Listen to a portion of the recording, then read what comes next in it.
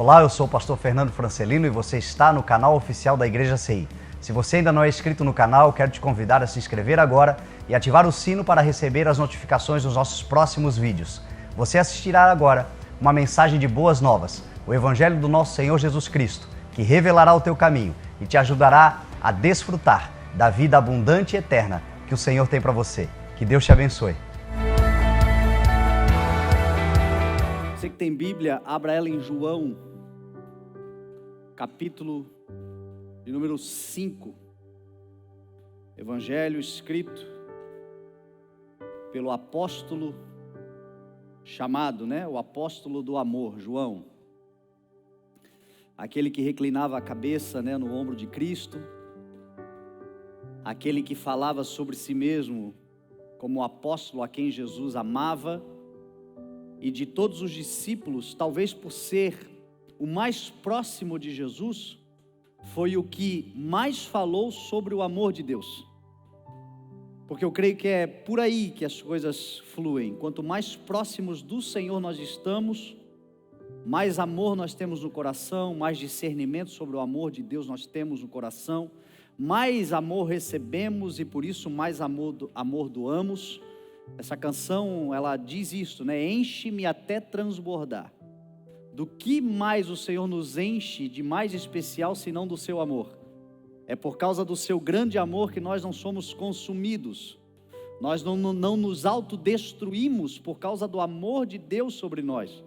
E este amor, ele é para a plenitude daquele que recebe, mas é também uma fonte para ser doada, e João, ele é alguém que entendeu muito bem o amor do nosso Senhor Jesus, porque Deus tanto amou que deu.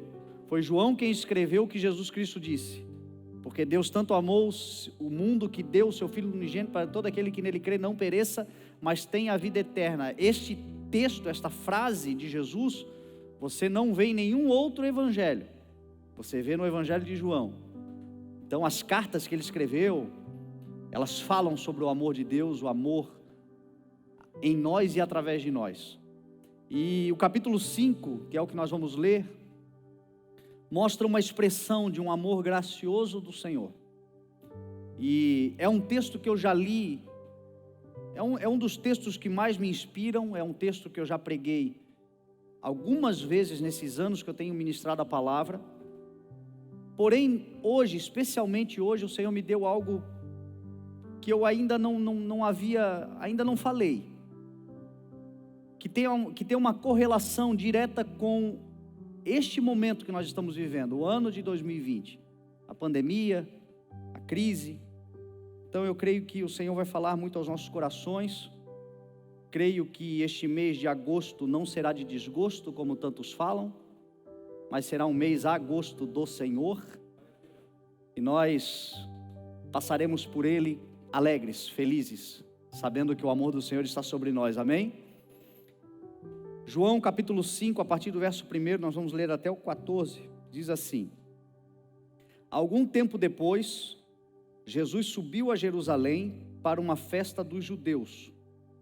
Há em Jerusalém, perto da porta das ovelhas, um tanque que em aramaico é chamado Betesda, tendo 5 entradas em volta. Ali costumava ficar grande número de pessoas, doentes e inválidas, cegos, mancos e paralíticos. Essa frase que eu vou ler agora e todo o verso 4, na maior parte dos escritos antigos, ela não está presente, nem a frase, nem o verso 4 inteiro. A Bíblia Sagrada, ela foi escrita originalmente esse texto por João, e depois pessoas iam compilando, escribas, eles iam copiando cópias, até que chegamos nos dias de hoje. E em algum momento dessas cópias que foram feitas, alguém acrescentou o que João provavelmente não acrescentou. Por que João não acrescentou? Porque provavelmente a partir desse ponto ali, eles esperavam o movimento das águas e o verso 4. Provavelmente isto era uma lenda urbana de Jerusalém, e não um fato. Isto era algo que fazia parte da crendice popular, e não de fato uma realidade. Até porque não combina com Deus deixar um monte de gente sofrendo, de vez em quando dar uma mexidinha na água, e o primeiro que se joga é curado e o resto que se lasque. Eu não sei, o Deus que eu conheço não tem muito a ver com isso. Então, se você estudar, você vai perceber que os manuscritos antigos, os mais antigos não tem, mas vamos ler. Eles esperavam um movimento nas águas. De vez em quando, descia um anjo do Senhor e agitava as águas. O primeiro que entrasse no tanque, depois de agitadas as águas, era curado de qualquer doença que tivesse. Um dos que estavam ali, agora essa parte aqui está em todos, um dos que estavam ali, era paralítico, fazia 38 anos. Quando o viu deitado e soube que ele vivia naquele estado durante tanto tempo, Jesus lhe perguntou: você quer ser curado? Disse o paralítico: Senhor, não tenho ninguém que me ajude a entrar no tanque quando a água é agitada. Enquanto estou tentando entrar, outro chega antes de mim. Então Jesus lhe disse: levante-se, pegue a sua maca e ande. Imediatamente o homem ficou curado, pegou a maca e começou a andar. Isto aconteceu num sábado, e por esta razão os judeus disseram ao homem que havia sido curado: hoje é sábado, não lhe é permitido carregar a maca. Mas ele respondeu: o homem que me curou me disse: pegue a sua maca e ande. Então lhe perguntaram: quem é este homem que lhe mandou pegar a maca e andar? O homem que fora curado não tinha ideia de quem era ele, pois Jesus havia desaparecido no meio da multidão. Mais tarde, Jesus o encontrou no templo e lhe disse: olhe, você está curado. Não volte a pecar para que algo pior não lhe aconteça. Amém? Pai, nós te damos louvor, Senhor, e somos gratos pelo teu amor, pela tua palavra, pela tua generosidade e por tudo que o Senhor fez, por tudo que o Senhor faz, e esperançosos naquilo que o Senhor ainda fará. E tudo que o Senhor ainda fará num mundo tenebroso, porque estamos nele, não pertencemos a ele, mas estamos nele. E no meio dessas trevas, dessa escuridão, Senhor, que lá fora domina o mundo, é a luz da tua palavra que nos dá direcionamento, e por causa dela nós sabemos onde estamos pisando. Então eu te peço, Senhor, em nome de Jesus, que hoje uma porção revelada de luz sobre os nossos corações seja nos liberada, para a glória do teu nome, para o usufruto da tua igreja. É a nossa oração em nome de Jesus. Amém, graças a Deus. Você sabe que o ministério de Jesus Cristo, ele começou na Galileia, especialmente numa cidadezinha chamada Caná da Galileia. Ali Jesus iniciou o seu ministério, transformando água em vinho. Dali Jesus foi para Nazaré, a cidade que ele havia sido criado. Diz a palavra que em Nazaré ele foi expulso, porque não creram nele, não creram no que ele declarou quando ele leu o profeta Isaías, dizendo que ali estava se cumprindo. O Espírito de Deus desceu sobre ele, lhe ungiu para a proclamação das boas novas aos pobres, anunciar o ano da graça do Senhor, libertar cativos, abrir olhos de cegos, enfim.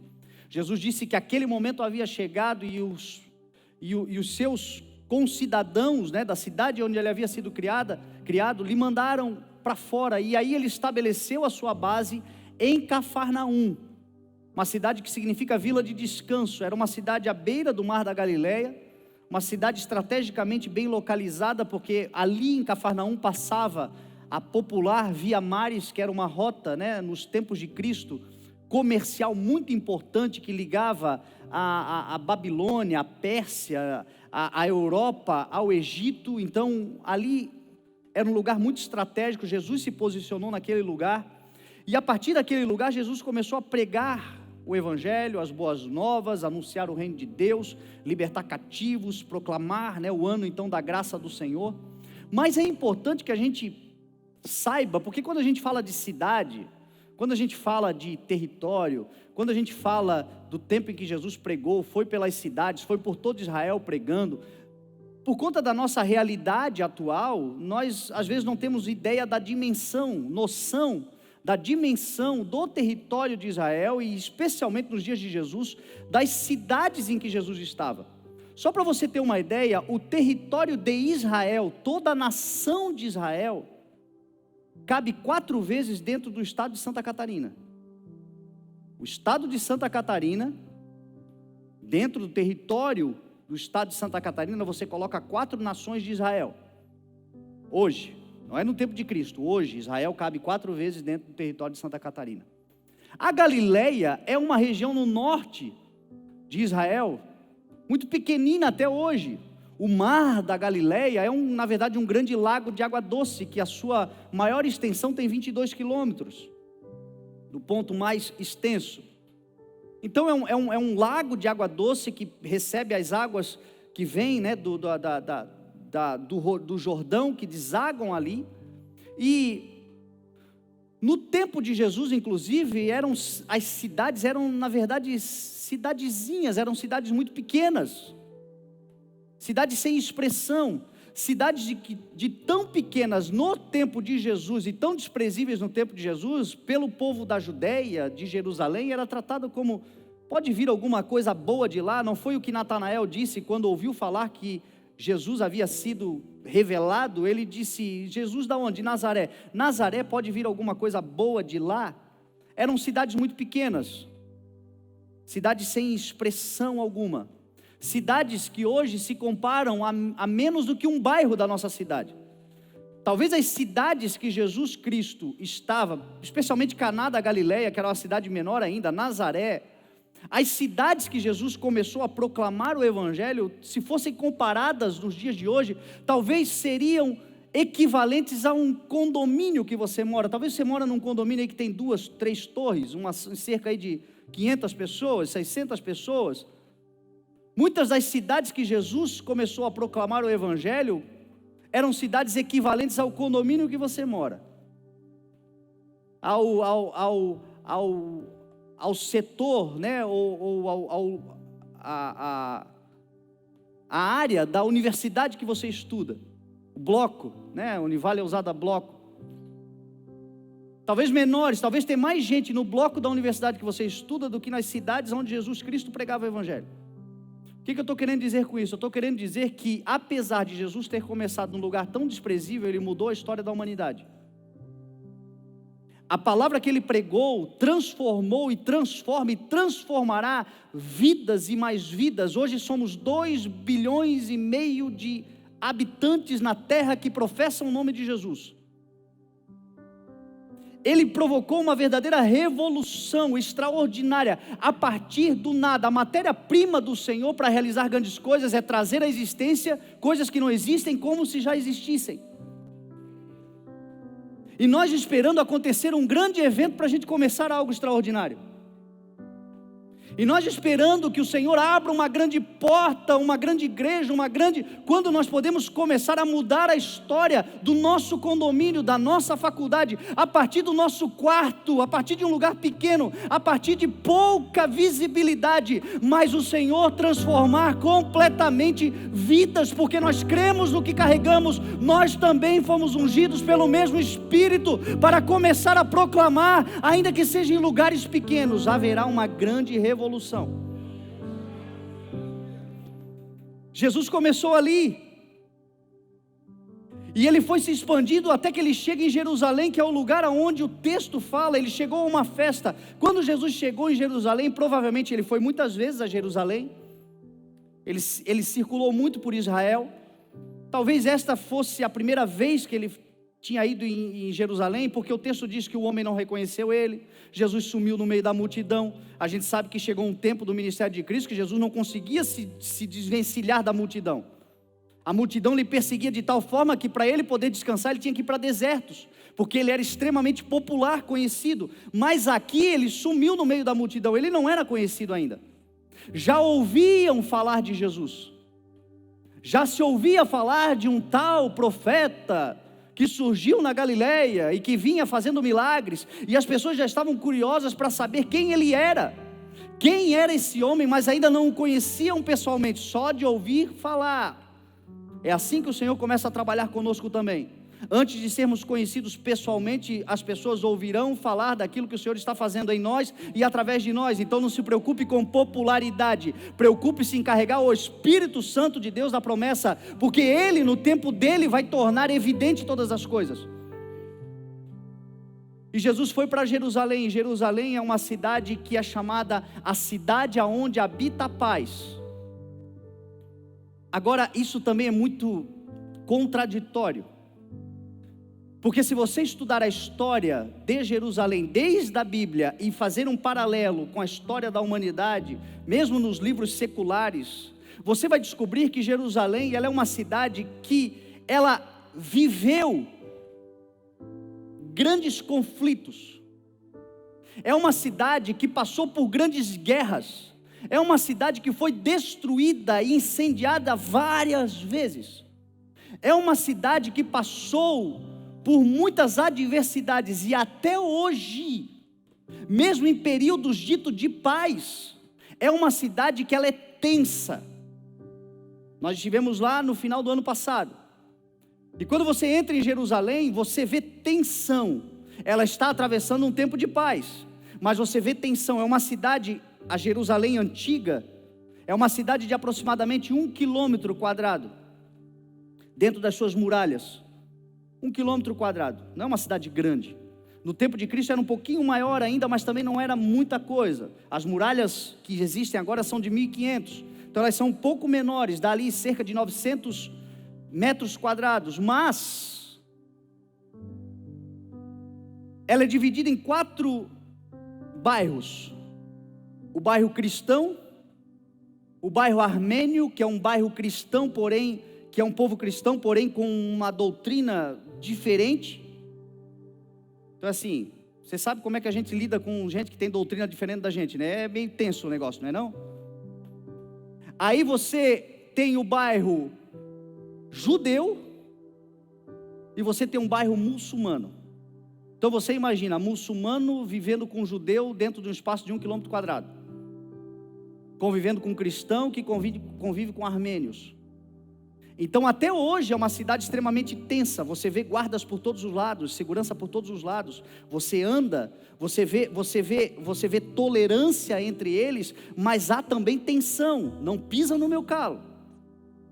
Mas é uma cidade que é dita, chamada cidade de paz, aonde habita a paz. Será que Jerusalém não tem a ver conosco também? Porque Jesus Cristo disse assim para nós: deixo-lhes a minha paz. A minha paz eu dou a vocês, e a paz que eu dou a vocês não é como o mundo dá. Porque a gente muitas vezes não entende o que significa paz. Paulo aos Coríntios falou que ele, quando foi para Macedônia, ele viveu conflitos, ele passou por tribulações, e ele fala de conflitos externos e temores internos. Será que não é assim que a gente vive hoje? Conflitos externos, temores internos. Mas ainda assim nós temos paz,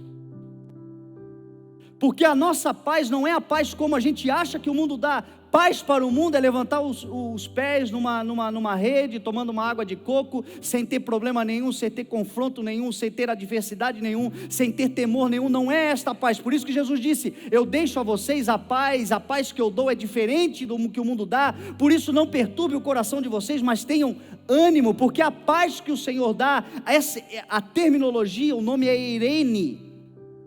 E você sabe o que significa essa paz? Convicção da salvação eterna em Cristo Jesus, e por causa disso não temer a ira de Deus. E porque temos a convicção de que somos salvos eternamente em Cristo Jesus, e não devemos temer a ira de Deus, porque ela não está sobre nós, nós assim então aceitamos a sorte que temos nesta terra, independente de que classe ela seja. Não importa se eu tenho muito ou se eu tenho pouco, não importa se eu estou farto ou se eu estou em necessidade, não importa se eu estou com frio ou com calor, eu sei que eu tenho uma paz que excede todo o entendimento, porque eu já tenho aquilo que eu mais preciso na vida, que é a salvação eterna em Cristo Jesus. Essa é a paz que nós temos. Então nós temos conflitos externos, temores internos. Eu sei que tem conflitos para você resolver essa semana lá fora. Eu sei que tem temores aqui dentro, internos, que ficam muitas vezes nos trazendo reflexões e nos tiram muitas vezes essa capacidade de descansar. Porém, a paz do Senhor ninguém pode nos roubar, porque a paz do Senhor, ela vai para além. A verdadeira paz que o mundo não dá. Tem gente que tem tudo que você desejaria ter, materialmente falando, e não tem a paz que você tem. Não dorme como você dorme. Não confia como você confia. Então não troque a paz por uma necessidade transitória, porque tudo isso é transitório e é passageiro. Mas a vida eterna em Cristo Jesus, ela é algo que nós ganhamos pela graça do Senhor. E só por isso nós estamos alegres. Jesus vai para Jerusalém. E diz a Bíblia que Jesus vai para uma festa. Agora voltemos no tempo. Jerusalém dominada pelos gentios. Jerusalém, a cidade santa para o povo judeu, tomada pelo Império Romano. Para pensar, se nós estivéssemos hoje aqui no Brasil, sob o domínio de alguma superpotência mundial, sei lá, uma Rússia da vida, e aí a Rússia invade o Brasil, e a partir de agora nós vivemos sob as leis da Rússia, sob o governo da Rússia, com o toque de recolher, com fazer exclusivamente e unicamente aquilo que eles desejam que a gente faça, no nosso território, na casa que você tem, na terra que você comprou, na nação que você nasceu, na cultura que você tem, porém dominado por uma cultura completamente estranha à nossa, vindo de um lugar que a gente nem conhece direito, mas dominando. Você consegue parar para pensar que tipo de aflição isso promove? Só que o texto diz que apesar disso, Israel estava em festa.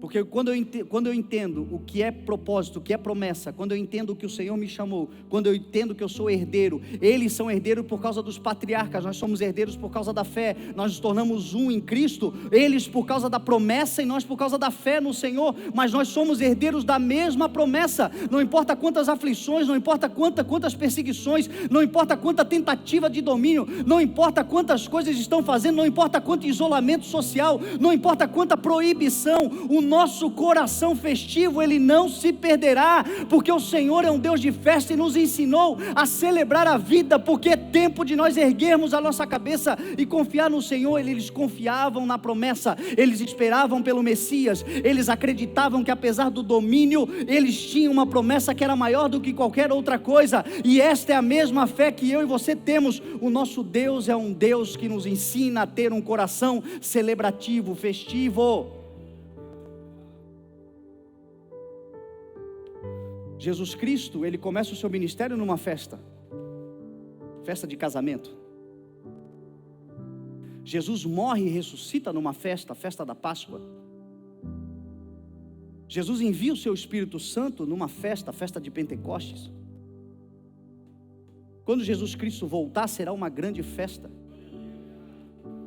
Nós viveremos eternamente numa grande festa, porém, enquanto Ele não volta, entre a descida do Espírito Santo e a volta dEle, Ele mandou fazer festa também, porque sempre que vocês celebrarem a ceia do Senhor, é celebração, é festa, é alegria no coração, porque o nosso Redentor vive, porque Ele se levantará. Sempre que vocês celebrarem a ceia do Senhor, com um coração festivo e alegre, vocês estão anunciando a minha morte até que eu venha. Tenha isso dentro do teu coração. Tenha um coração que contempla, que se alegra com o Senhor, que é festivo quando tem a oportunidade de estar entre os irmãos, porque nada que está acontecendo, meu irmão, nós sabemos pela fé e pela profecia e pela leitura da palavra, que nós vamos viver um tempo, a igreja vai entrar num tempo de tribulações, de perseguições, nós vamos viver num tempo onde vão tentar tirar a nossa liberdade, nós vamos viver um tempo, e já estamos vivendo esse tempo de controle social, de domínio, tudo está sendo preparado para o governo governo do anticristo, e o governo do anticristo será um governo de domínio sobre todos, onde não haverá mais liberdade, aonde nós seremos vigiados em todo o tempo. Esta é uma realidade. Nós somos semelhantes a Jerusalém. Um governo corrupto, perverso, mundial, está tentando ser estabelecido. A palavra do Senhor diz que ele será estabelecido, mas esse tempo será abreviado, porque a igreja do Senhor será liberta pelo Senhor. Quando essas coisas começarem a acontecer, diz o Senhor, os dias serão abreviados para que os eleitos não se percam. Então sabe como é que a gente vai passar por esse tempo? Com o coração festivo, o coração alegre, porque nós temos uma paz, nós temos uma certeza. Porque a ciência diz que um meteoro vai se chocar com a terra. Eu vou me encontrar com o Senhor Jesus. Se acontecer isso, nós vamos se encontrar com o Senhor Jesus.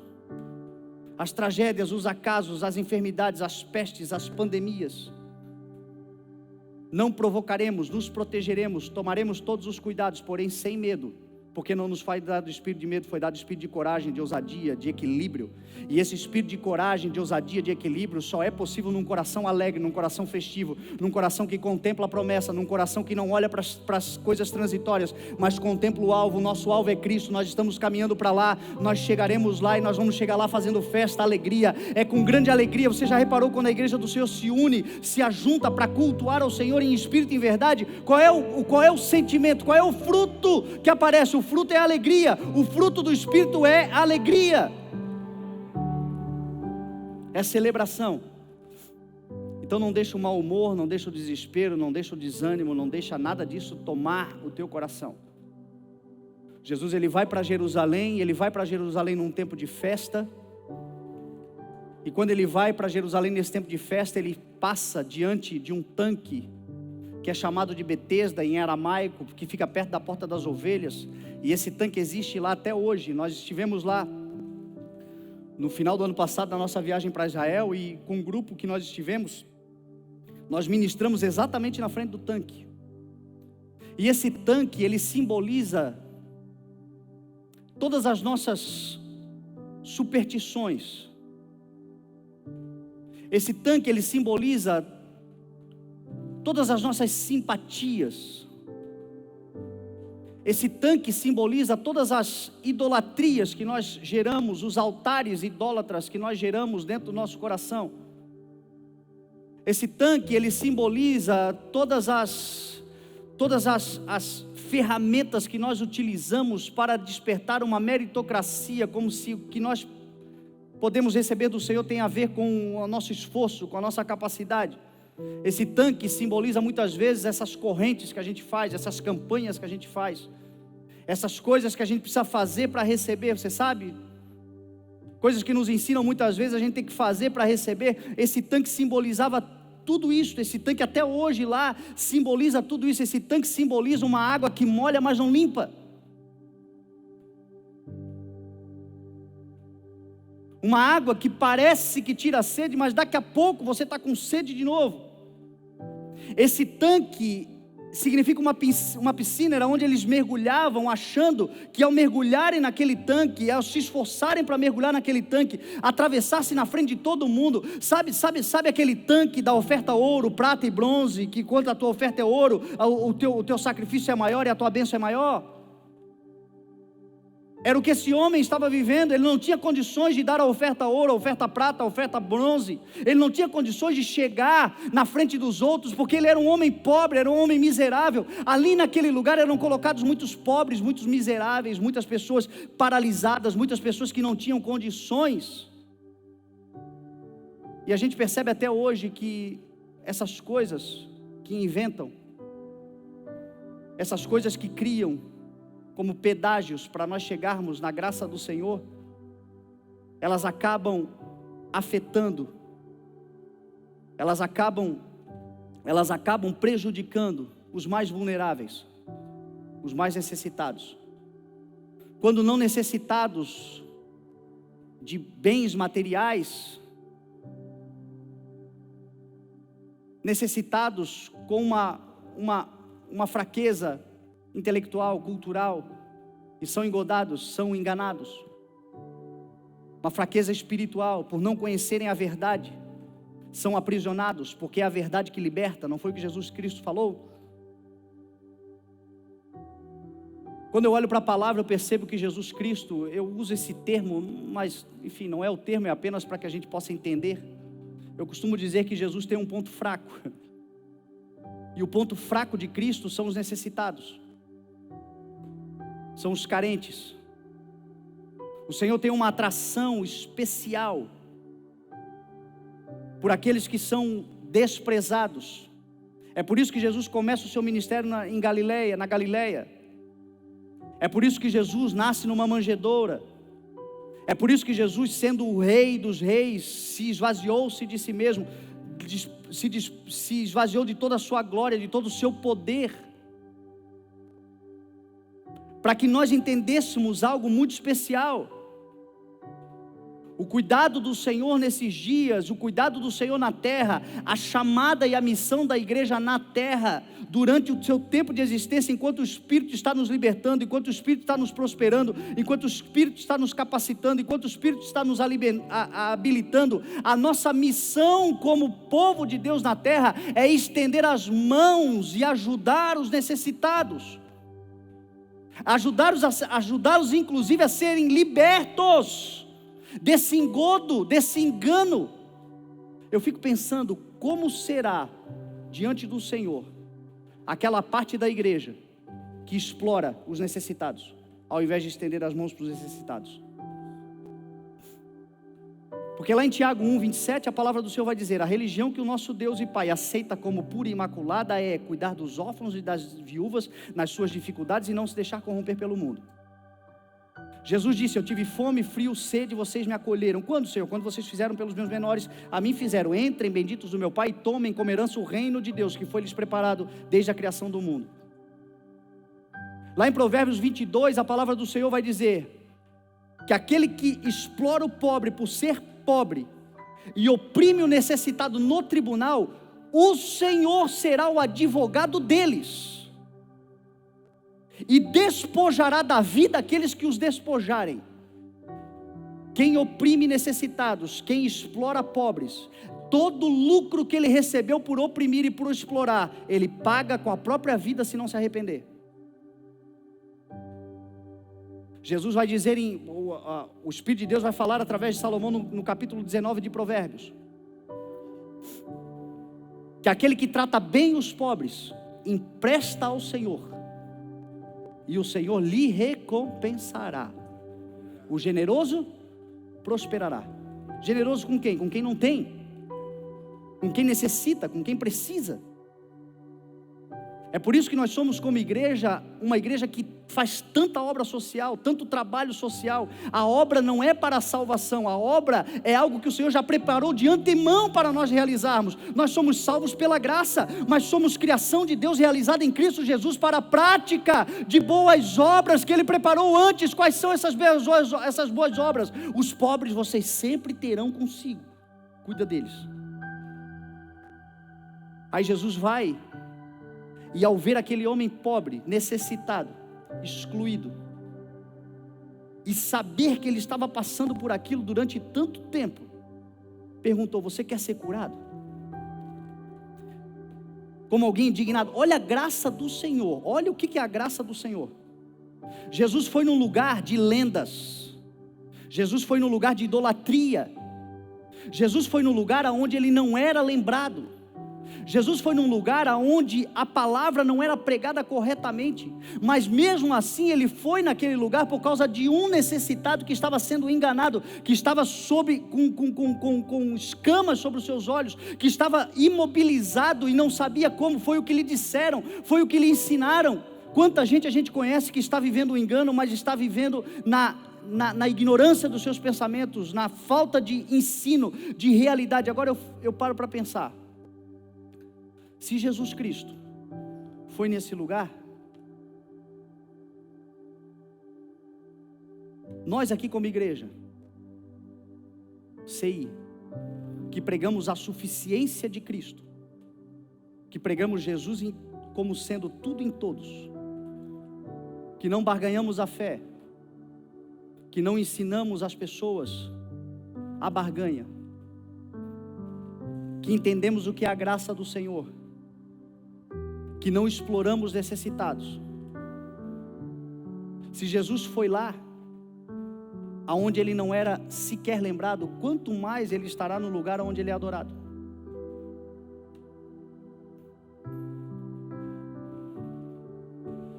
Agora existe um problema.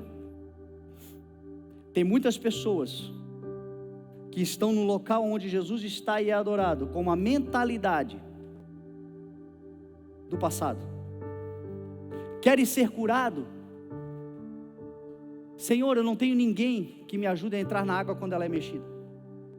Porque quando eu penso em ir, alguém entra na minha frente. Senhor, eu quero, mas eu não tenho condições de dar oferta. Eu quero, Senhor, mas eu não tenho a moral para ser ouvido. Senhor, eu quero, mas eu não tenho a habilidade que o outro tem. Senhor, eu quero, mas eu não consigo. Senhor, eu quero, mas eu não me encaixo. Senhor, eu quero, mas eu sou muito diferente. Senhor, eu quero, mas eu tenho necessidade. A pergunta não é para você responder com desculpas. A pergunta é para você dizer tão somente amém. Porque em todas as promessas no Senhor Jesus Cristo, em todas elas nós temos o amém e o sim do Senhor, que significa verdadeiramente. Então a pergunta do Senhor hoje para você: você tem necessidade, você tem dificuldade, você tem prisões existenciais, você tem coisas na alma que você precisa resolver, você tem coisas que até aqui você já vem carregando, talvez por tempo demais para você, mas hoje o Senhor pergunta: você quer? E a resposta não é mais, a resposta é sim, amém, eu quero, eu creio, eu confio, eu quero.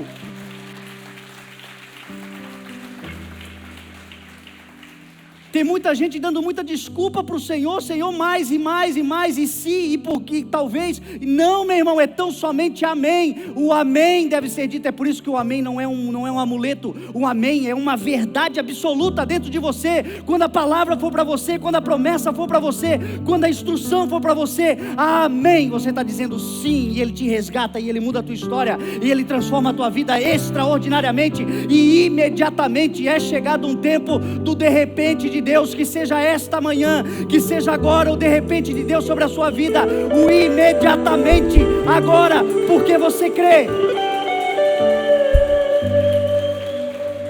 Tudo é possível ao que crê. Eu conheço um Deus da palavra e na experiência na vida, que transforma uma história num abrir e fechar de olhos. 38 anos. Eu tenho 39, é a minha idade. Você imagina, 38 anos.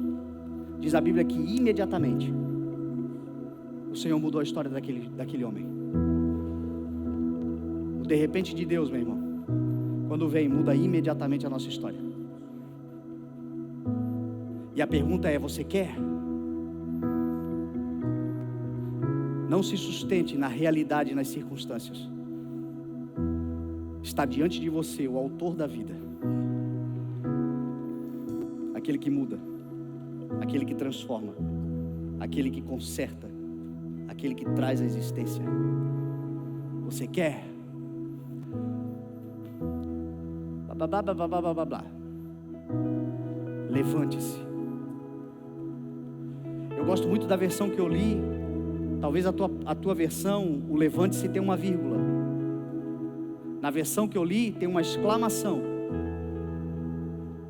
Porque Jesus de fato exclamou. Ele falou com força. Ele falou com vigor. Ele falou com ânimo. Ele falou com confiança. E ao falar, ele transferiu isto para aquele homem.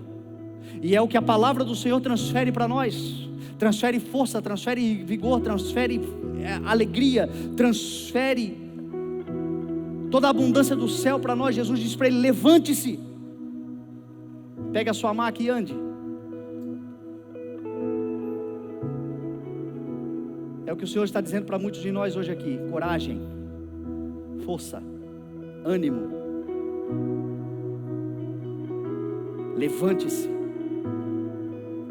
Ah, Senhor, mais isso, mais aquilo. Ei, a minha graça te é suficiente, e o meu poder se aperfeiçoa na sua fraqueza, assim te diz o Senhor. E a nossa resposta deve ser a mesma que Paulo: por isso eu me gloriarei ainda mais nas minhas fraquezas, nos insultos, nas necessidades, nas perseguições, porque por causa do amor do Senhor Jesus sobre a minha fraqueza, quando eu estou fraco, aí é que eu sou forte, por causa da força dele em mim. E o Senhor hoje está exclamando para muitos de nós aqui: chega, levante-se, ânimo, força, coragem, toma o teu arado, pega a espada que eu coloquei na sua mão, o ministério que eu entreguei para você, os dons que eu já entreguei, toda habilidade, tudo que eu já fiz até aqui, a obra que eu comecei e que eu não vou abandonar. Tão somente levante-se. É um clamor do Espírito nos últimos dias para que a igreja se levante. Se você perceber, desde que a pandemia começou, o Senhor tem falado exclusivamente com a igreja: levante-se, prepare-se, ajeitem-se, posicionem-se, guerreiem, porque é chegada a hora. Pega a sua maca e ande. Olha que interessante. A maca era uma coisa que ele não precisaria nunca mais na vida dele. Jesus manda ele pegar e andar. Não foi para sempre, mas foi por um tempo. Sabe aquilo que te domina? Hoje você no controle. Sabe aquilo que você não conseguia sem? Hoje é só um testemunho de superação. Sabe as coisas que antes te envergonhavam? Elas ainda caminham conosco. No começo da nossa fé cristã e caminhada com Deus, nós, como ainda não temos um fruto do Espírito, nós temos um testemunho e um sinal da ação do Espírito em nós. É por isso que você vê gente que acaba de se converter e começa a dar o testemunho de vida.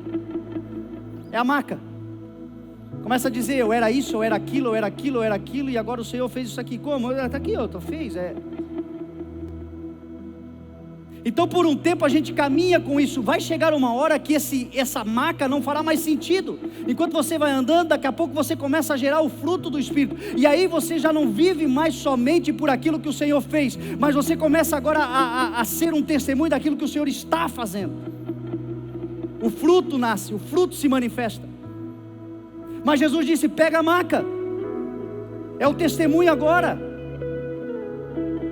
Eu era alcoólatra, não se envergonhe, era a tua maca, agora você não é mais. É só um testemunho de superação. Eu era viciado, você não é mais, é só um testemunho de superação.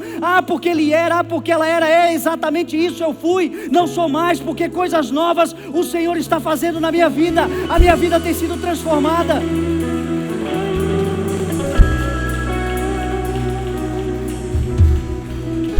As pessoas vão olhar para você e vão dizer: era, mas não é mais. Talvez ainda te julgam porque você foi, mas você não é mais. E ande. Vão por todo mundo, prega o Evangelho a todas as pessoas. Quem crer e for batizado será salvo, quem não crer será condenado. Em meu nome vocês expulsarão demônios, falarão novas línguas, pegarão serpentes. Se beber algum veneno mortal não lhes causará dano algum, imporão as mãos sobre os doentes e eles serão curados. Quando isso, Senhor? Enquanto andar, enquanto estiver andando, enquanto você estiver caminhando, eu vou com você. E diz a palavra que os discípulos saíram e anunciaram as grandezas do Senhor e pregaram a palavra, e o Senhor Jesus Cristo foi cooperando com eles através do seu Espírito, através dos sinais que acompanhavam quem estava andando. Outrora nós estávamos imobilizados, estávamos paralisados, mas agora a gente anda. Ande. Agora olha que interessante para nós concluirmos. A Bíblia diz que esse homem pegou a maca e saiu a andar. Quando ele começou a andar, os judeus lhe criticaram porque era sábado. Porque só se incomodará com a tua mobilidade quem faturava com a tua paralisia. Só vai se incomodar com a tua mobilidade quando você começar a andar. Você vai descobrir adversários, inimigos que de alguma forma faturavam com a tua paralisia. Faturavam como? Falando de você nas mesas. Você era assunto, você dava assunto para falarem.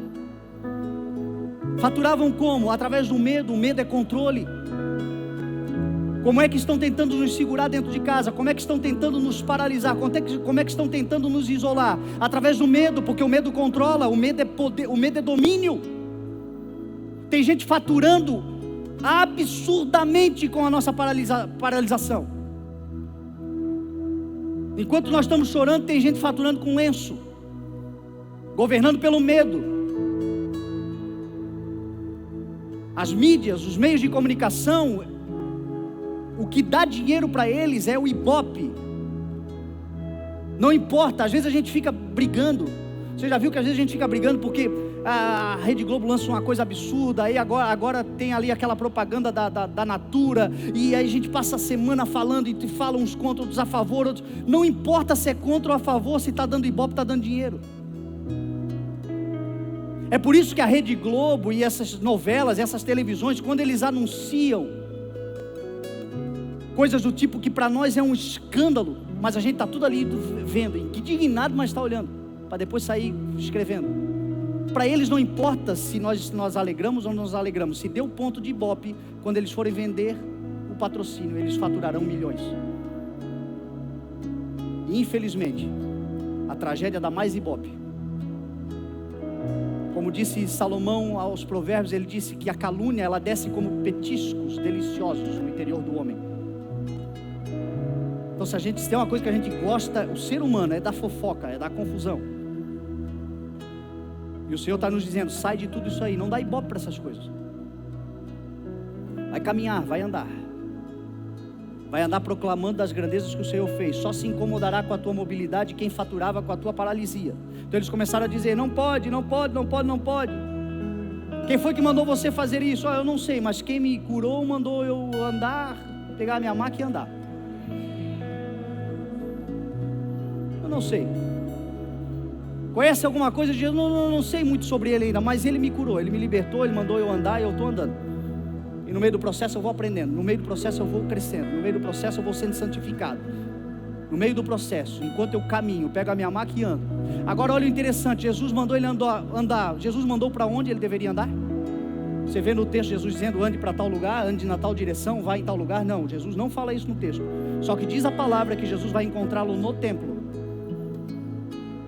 Porque quando ele começou a andar, ele correu para o templo.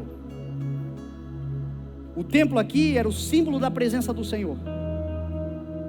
O templo aqui era o símbolo do relacionamento.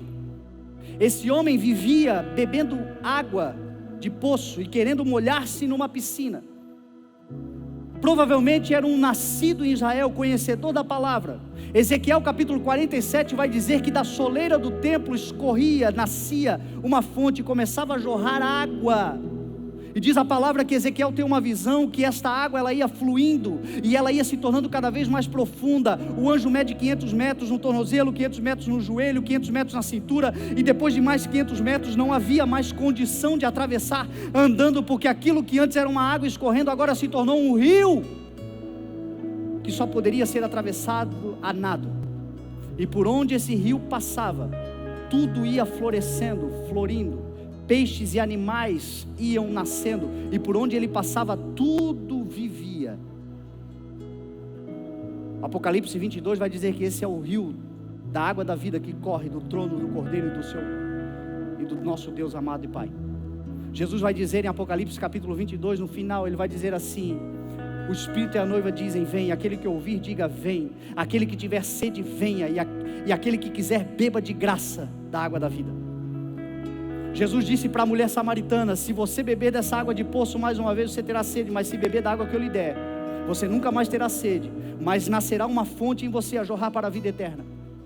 Jesus em João 7, no último e mais importante dia da festa, uma outra festa, a festa das cabanas que acontecia em Jerusalém, ele se levanta e diz, aquele que tiver sede, venha a mim e beba, porque aquele que crê em mim, como diz as Escrituras, do seu interior fluirão rios de água viva. Esse homem estava cansado de beber água de poço, e ele resolveu andar para o lugar onde Jesus estava. E quando ele chega onde Jesus estava, Jesus fala para ele o seguinte: olha, você está curado, cuidado, não volte a pecar para que coisas piores não lhe aconteçam. Você sabe o que me mostra aqui, que deve ser um cuidado que eu e você devemos ter? Jesus, para lhe salvar, foi no mundo, mas para lhe instruir, ele precisou vir ao templo. Jesus salvou ele no mundo, mas instruiu ele no templo. Porque Jesus não é apenas um salvador das nossas vidas, Ele é Senhor da nossa história. Não é apenas ser salvo, ser liberto, ser alcançado, mas buscar agora em Cristo as direções, os ensinos, as correções, as exortações, a tudo aquilo que eu e você precisamos para agora, libertos, viver esta nova vida. Eu não sei se ele foi consciente ou inconscientemente, talvez inconscientemente no sentido de que o Senhor efetua em nós tanto querer quanto realizar. Esse homem passou 38 anos da sua vida paralisado. Diz a palavra que era uma paralisia que lhe veio depois, provavelmente ele nasceu são, alguma coisa aconteceu, tanto é que Jesus fala, não volte a pecar para que algo pior não lhe aconteça. Jesus o liberta no mundo e o ensina no templo. E é isso que eu e você carregamos no coração. A gente sabe que os templos hoje são espirituais, não são paredes. Mas a igreja do Senhor reunida é onde nós temos a instrução do Senhor e o crescimento do Senhor. O poder do Senhor que se manifesta no meio da congregação e da unidade da igreja. Existe algo pior do que passar 38 anos preso, dependendo de uma misericórdia que nunca chega? Eu creio que é voltar a andar e andar sozinho. Pior do que ser imobilizado é você poder andar e andar sozinho. Porque toda a instrução do Senhor tem a ver com comunhão. Lembre-se do Salmo 133, como é bom e agradável que os irmãos vivam em comunhão. É como o orvalho do Hermon que escorre pelos montes de Sião, e ali naquele lugar o Senhor ordena a sua bênção para sempre. Eu acho que esse homem entendia de Bíblia. Jerusalém, ela fica sobre um planalto das montanhas da Judeia, e o monte Sião onde estava o templo. Ele entendeu que a água da vida vem do templo, a água da vida vem do Senhor, escorre do trono do Senhor. Não basta apenas eu ser liberto, mas eu andar sob a orientação daquele que é o Senhor da minha história, mestre da minha vida. Isso faz toda a diferença. Isso muda completamente a nossa história.